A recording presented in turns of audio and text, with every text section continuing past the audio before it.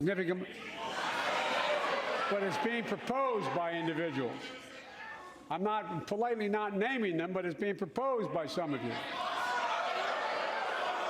Look, folks. So, Maura, you worked for a Republican House Speaker in advance of a State of the Union address. I mean, Mike Johnson apparently has told Republicans he wants to see decorum. How easy is it?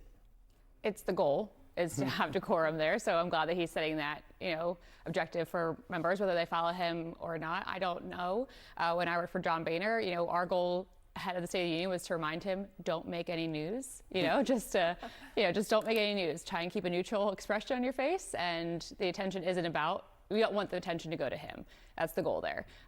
So as far as controlling members of Congress, it's a little tougher. It's a bigger challenge. We've seen that in years past, really probably since Obama's first term, we saw kind of things ratchet up, unfortunately.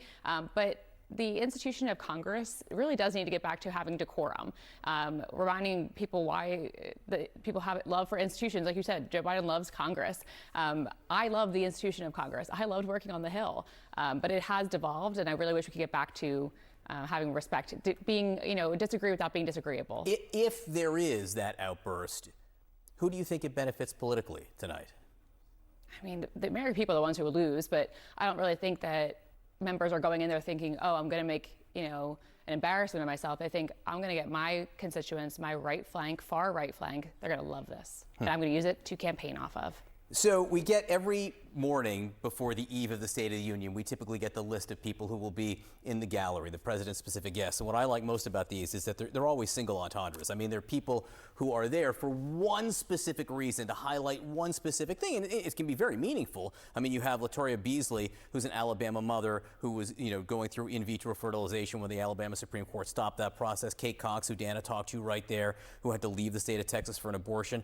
Maria Shriver, of course, former journalist, healthcare advocate, but I think notably the cousin of RFK Jr. So if this is a single entendre, Kate, what is that single entendre? Well, I think this entire group actually represents what's at stake. I think that's what the White House is trying to do here. They're trying to illustrate what is at stake in this election. For Maria Shriver to be there, I think, is important given all of her work. But yes, it doesn't go without noting that she's a family member of Robert F. Kennedy. I think there's very little question, if you're paying close attention to this election, that a third-party candidate has the potential to have huge impact on the outcome. This is going to be a race that's going to be won and lost in the margins. And so I think the Biden White House is sending a very strong signal here about party unity. And if it's a little dig at RFK Jr., well, so be it. Well, so be it. I'm not sure it's a well, so be it. I'm not sure that's the side effect to it. I think that might be the intention of it. Well, actually, an add-on to the question I asked you before, who wins, who loses, if there is an outburst in the crowd here.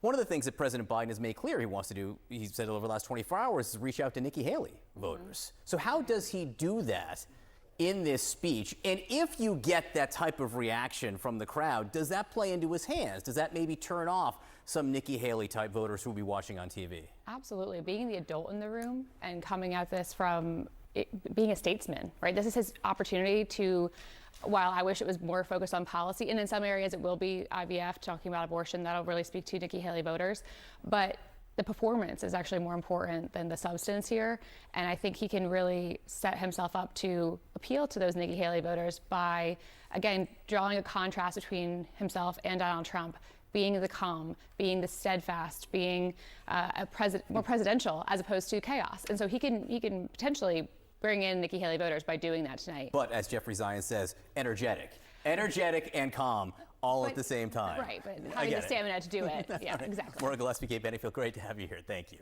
Kate?